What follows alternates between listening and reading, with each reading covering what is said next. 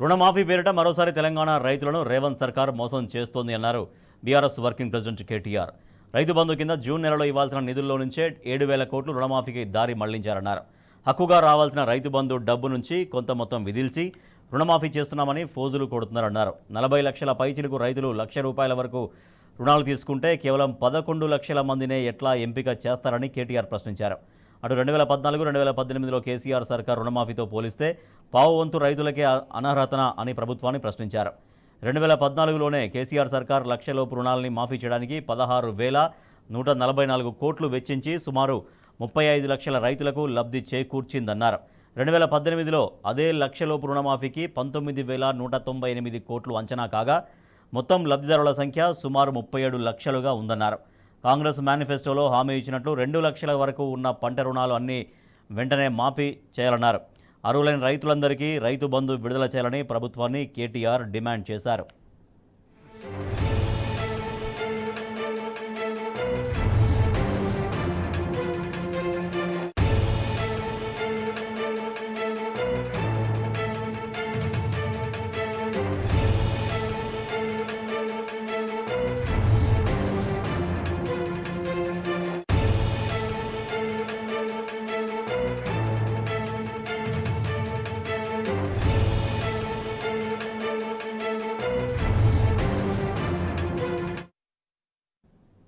మా ప్రతినిధి వంశీ మరింత సమాచారం అందిస్తారు. వంశీ, రైతు రుణమాఫీకి సంబంధించి అలాగే రైతు బంధుకు సంబంధించి కేటీఆర్ ఏం వ్యాఖ్యానించారు? మనం చూస్తా ఉన్నాము, కాంగ్రెస్ పార్టీ 2 లక్షల రుణమాఫీ చేస్తానని ముందుగా 1,00,000 రుణమాఫీ చేసినటువంటి పరిస్థితి కూడా మనం చూస్తా ఉన్నాము. అందులో భాగంగా ఈరోజు BRS party working president KTR అటు ఏదైతే ఫిట్ చేసినటువంటి పరిస్థితి కూడా చూస్తా ఉన్నాము. రైతు రుణమాఫీపై కౌంటర్ విసిరినటువంటి పరిస్థితి కూడా మనం చూస్తా ఉన్నాం. ఎక్స్ వేదికగా రుణమాఫీ పేరుతో మరోసారి తెలంగాణ రైతులను కాంగ్రెస్ ప్రభుత్వం మోసం చేస్తుందని కూడా చెప్పడం జరిగింది. రైతు బంధు కింద జూన్ నెలలో ఇవ్వాల్సిన నిధుల్లో నుంచే 7,000 కోట్లు రుణమాఫీకి దారి మళ్లించారని కూడా ఈ ఎక్స్ వేదికగా వారు ఏదైతే చెప్పినటువంటి పరిస్థితి కూడా మనం చూస్తా ఉన్నాము. హక్కుగా రావాల్సినటువంటి రైతు బంధు డబ్బు నుండి కొంత మొత్తం విధిల్చి రుణమాఫీని చేస్తున్నామని ఫోజులు కొడుతున్నటువంటి పరిస్థితి కూడా ఉందని కూడా వారు ట్విట్ వేదికగా ప్రకటించినటువంటి పరిస్థితి కూడా మనం చూస్తూ ఉన్నాము.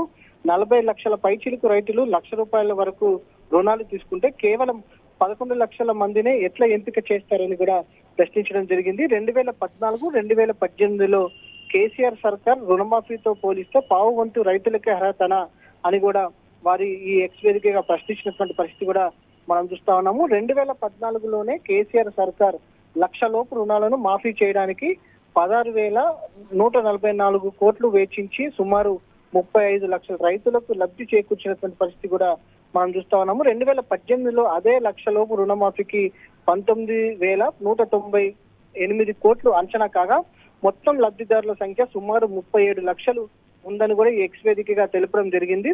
కాంగ్రెస్ మేనిఫెస్టోలో హామీ ఇచ్చినట్లు ఏదైతే 2 లక్షల రుణమాఫీకి వరకు ఉన్న పంట రుణాలు అన్ని వెంటనే మాఫీ చేయాలని కూడా వారు డిమాండ్ చేసినటువంటి పరిస్థితి కూడా మనం చూస్తా ఉన్నాము.